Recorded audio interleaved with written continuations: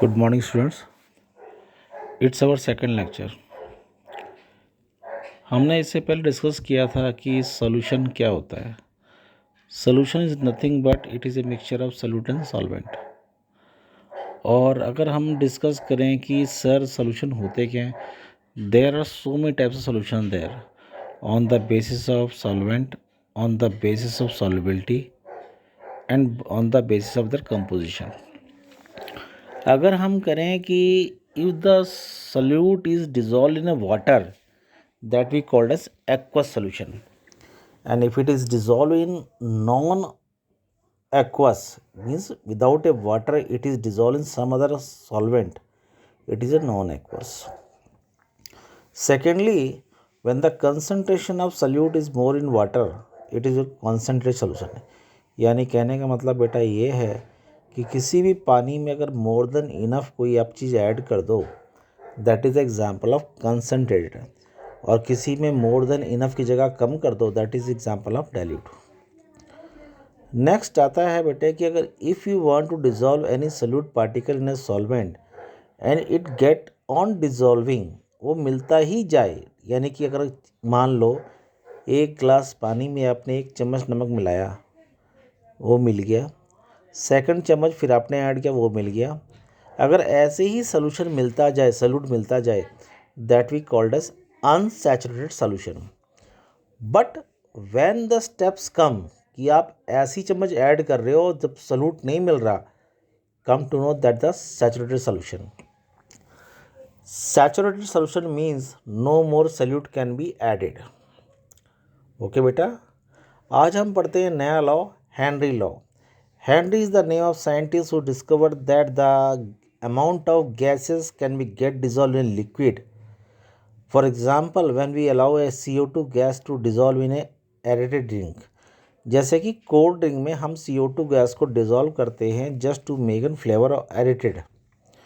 तो मतलब ये होता है, तो हेनरी ने बताया था the pressure exert over the gas off over the liquid is directly proportional to the amount of or a mole fraction of gaseous component dissolvent।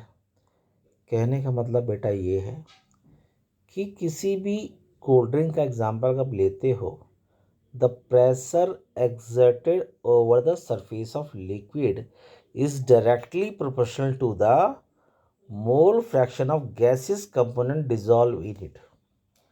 तो ये आपको फॉर्मूला दे रखा है, यहाँ पे दे रखा है, यहाँ पे, और ये आपको एग्जाम्पल दे रखा है। The proportional sign replace by K H, यहाँ पे दे रखा है K H, the proportional sign replace by K H. फिर हम जब लॉ पढ़ते हैं तो हम पढ़ते हैं कि what is Henry law constant. Henry law constant अगर मैं कोई बोले कि डिफाइन करो के एच को, तो मैं बोलूँगा according to Henry law constant, the Henry constant is equal to the pressure exert by the gases dissolve in a liquid when the molality is taken as when the mole fraction taken as 1. With the help of formula you can make in any equation simplest.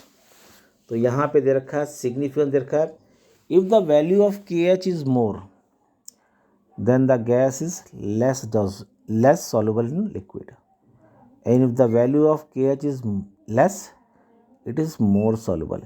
यानी अगर आप जो soft drink cold drink पीते हो उसके अंदर CO2 gas dissolve है, it means the solubility value of KH is less. Okay, तो यहाँ पे वो एग्जांपल दे रखे हैं और it's application is very important to all of us. Paper में आते भी और हमें तैयारी भी करनी पड़ती है। ओके बेटा, यहाँ पे दे रखा है नेक्स्ट कि what will happen if the temperature is increase. ध्यान रखना बेटा, the Henry constant is always directly proportional to the temperature. तो आप 1 मिनट लगाओ, सोचो ध्यान से। If the temperature is increased the value is going to be increased, if value is going to be increase the solubility of gas will be less.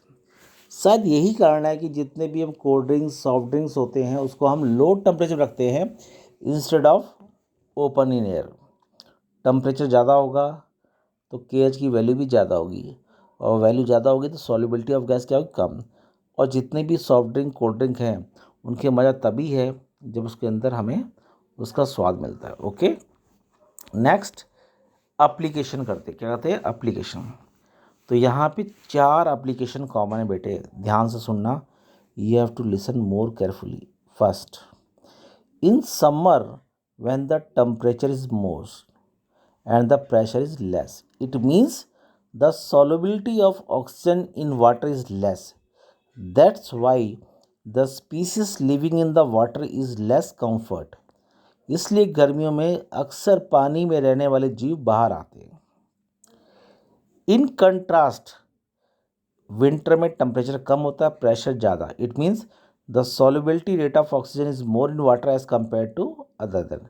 इसलिए सर्दियों में कोई भी एक्वेटिक हैबिटेट, एक्वेटिक स्पीसीज बाहर नहीं निकलते, they are feel more comfort. Okay, next proceed करते हैं आगे टॉपिक पे, कि वैसे ही अपनी कुछ एग्जांपल और ले लेते हैं instead of going through the question.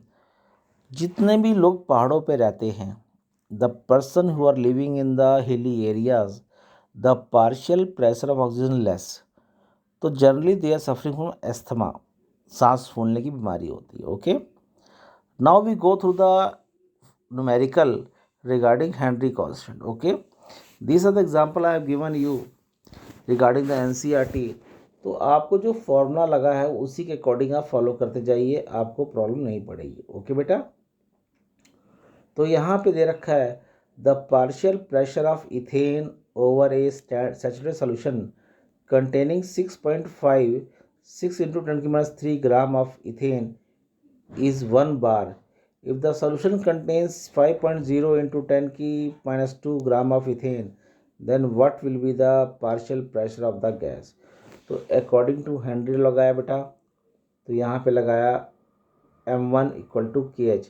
अगर आप मोल फ्रैक्शन को सॉल्व करोगे तो अमाउंट ऑफ गैस का संबंध सीधा प्रेशर से आएगा, इससे आपका निकल जाएगा, फाइंड कर लोगे, और उसकी वैल्यू को पुट करके आप उसका सेकंड पार्शियल प्रेशर को आसानी से निकाल सकते हो। Okay, I think this are the quite not important, but for the knowledge it is quite important for you. Okay, तो आपने ऐसे प्रैक्टिस करना है।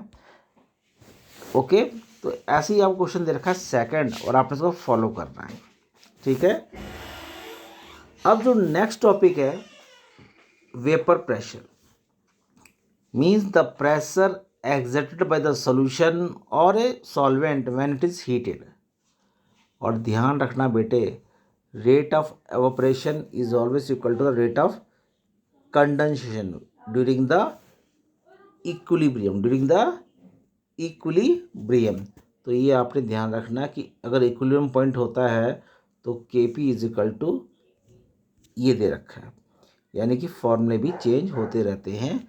In that we required an IQ knowledge। Okay, next यहाँ पे दे रखा है आपको कि आज हम करेंगे, ये जो पॉइंट दे रखे वही सेम रिलेशन है, फॉलो करना है आपने, इसको जाना है।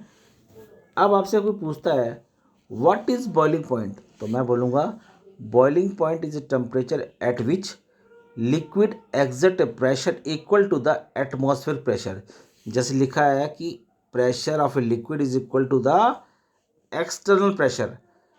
external means atmospheric pressure, यानी कि 8 atmospheric pressure। ओके, कभी भी कोई लिक्विड अगर बॉयल होती है तो तभी बॉयल होती है when it's pressure is equal to the atmospheric pressure. तो नेक्स्ट लॉ आता है हमारा वेपर प्रेशर लिक्विड सोल्यूशन। इसकी खोज की थी रॉल्स लॉ ने। Rawls is a name of scientist who discovered that कि the vapor pressure exerted by solvent in a containing volatile solute or containing non-volatile solute is only applicable when the solute do not undergo dissociate or nor associate। यानी जो आप चीज़ मिला रहे हो ना टूटनी चाहिए ना ही जुड़नी चाहिए। Secondly the solution must be dilute, यानी कि वाटर की मात्रा ज़्यादा होगी तभी आप रॉल्स लॉ को फेवर करोगे, otherwise you will not going to favour the Raoult's law. Okay, तो यहाँ पे एग्जाम्पल दे रखा है आपको, तो आपने फॉलो करना, ध्यान से सुनना बेटे। तो पहला टॉपिक लिया गया है Raoult's law for the solution containing volatile solute. Volatile solute means कि वो सॉल्यूट जो हीट करके आसानी से वेपर में कन्वर्ट हो जाता है। तो आप सोचो कि आप एक टाइम में पानी को हीट कर रहे हो और एक टाइम में उसमें मिलाया गया मिट्टी का तेल कर रहे हो, यानी कि water and kerosene oil mix together, दोनों को हीट कर रहे हो। तो आपको पता है कि वाटर भी किस में चेंज होगा, वेपर में, और मिट्टी का तेल किस में होगा, वेपर में। यानी कि total vapour pressure exit by the resultant solution will be equal to both.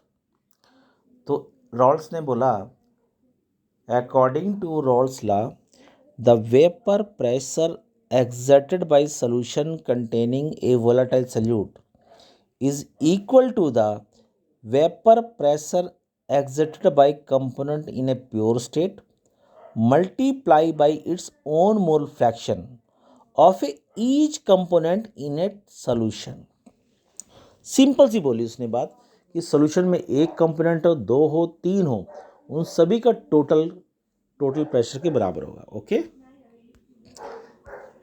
फिर टॉपिक जो लिया, नेक्स्ट लिया, ये एग्जाम्पल दे रखे हैं आपको बेटे कुछ थोड़े से, ये क्या दे रखे हैं, एग्जाम्पल दे रखे हैं, क्वेश्चन दे रखा है आपको, फॉलो करें रिगार्डिंग न्यूमेरिकल कि आप कैसे करोगे, क्या करना है आपने।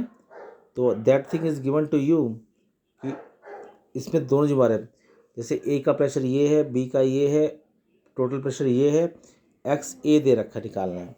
तो आपको पता है कि अगर आप मानते हो कि दो कंपोनेंट से सोल्यूशन है, if you think X A plus X B always equal to 1, अगर आप इसको x मानते हो, let x A is equal to X, तो b क्या होगा, 1 minus X, just like a mathematical term. तो फॉर्मूले को पुट करके you can easily solve the problem. Okay बेटा, तो डू नॉट पैनिक, बस सोचना कि आपको मोल फ्रैक्शन फाइंड करने हैं। यहाँ पे मोल कितने, 2 हैं, तो you can easily find the problem. Go through numerical practice and solve. If you are not getting, take it as doubt, I will clarify later on. Next है Raoult's law special case. Okay, presence of volatile, non volatile यहाँ दे रखा है। तो same वही चीज़ है कि आपको फॉलो करना है कि हाँ भी क्या चीज़ है। In the solution of a gas in liquid, if one of the component is so volatile exist as a gas directly proportional mole fraction then P is equal to K into X. तो हमने directly formula लेना है कि x के बराबर है। ठीक है, तो कंडीशन दे रखी बेटे कि हम यहाँ पे जानते हैं कि आपको जब कंडीशन दे रखे हैं तो आपको हर चीज़ फॉलो करने की, कंडीशन को देखना है। This is a different condition. Okay, और if according to Raoult's law the solution, the solvent containing a non volatile solute, it means the pressure exerted by the overall solution will always equal to the pressure exerted by the solvent in a pure state multiplied by its own mole fraction but not upon a non volatile solute। अगर मैं volatile को बोलता हूँ कि वो substance जो easily convert होते हैं वेपर में, तो नॉन volatile मतलब जो कन्वर्ट नहीं होते। जो कन्वर्ट ही नहीं होगा तो वेपर प्रेशर क्या करेगा। तो ये सब एप्लीकेशन है। In the same thing it is given कि सर जब आप रॉल्स लॉ करा रहे हो तो यहाँ पे आइडियल और नॉन आइडियल का मतलब क्या है। तो first of all you are all learning in the CBSE English medium school. Ideal का मतलब होता है अच्छा, बहुत अच्छा। A person will be good if each and every condition he will be good. अगर इंसान बढ़िया रहेगा तो इंसान बढ़िया रहता है, कभी चेंज नहीं होता। तो उसके लिए हमें कंडीशन रखनी है। तो मैं आज आपको सिर्फ एक ही बात सिखाता हूँ, ideal solution. Ideal solution means when the volume of A component combined with the volume of B component the volume of remain same. 20 ml को 20 ml में मिलाया तो आंसर कितना आना चाहिए, 40। अगर 40 होता तो आइडियल। अगर force of interaction of A component and the force of interaction of B component after combining the force of interaction remain same, it is ideal. Okay, third point, if the enthalpy involved for the A component and the enthalpy involved for the B component on dissolving the enthalpy of resultant solution same, it is an ideal. कहने का मतलब simple है, pressure हो, force हो, volume हो, enthalpy हो, ए और B की अलग अलग थी, अलग अलग को मैं अगर ऐड करके दोनों का आंसर वही मिले, इट इज़ एन आइडियल। और अगर ऐसा नहीं मिलता है, it means it is a case of non ideal. Okay, enthalpy फिर से वंस अगेन है beauty, enthalpy, force, volume, pressure, these 4 properties are there जिससे आइडियल और नॉन आइडियल का डिस्टिंग होता है। तो इसके बाद का टॉपिक बेटा on the next lecture. So once again I hope you can copy in the fair notebook and revise that. Still you're getting doubts, you can ask me in my personal window WhatsApp. Thanks and have a nice day. Okay बेटा, आशा करता हूँ आप लोग घर में तैयारी करेंगे। ठीक है, थैंक यू बेटा, ओके बाय।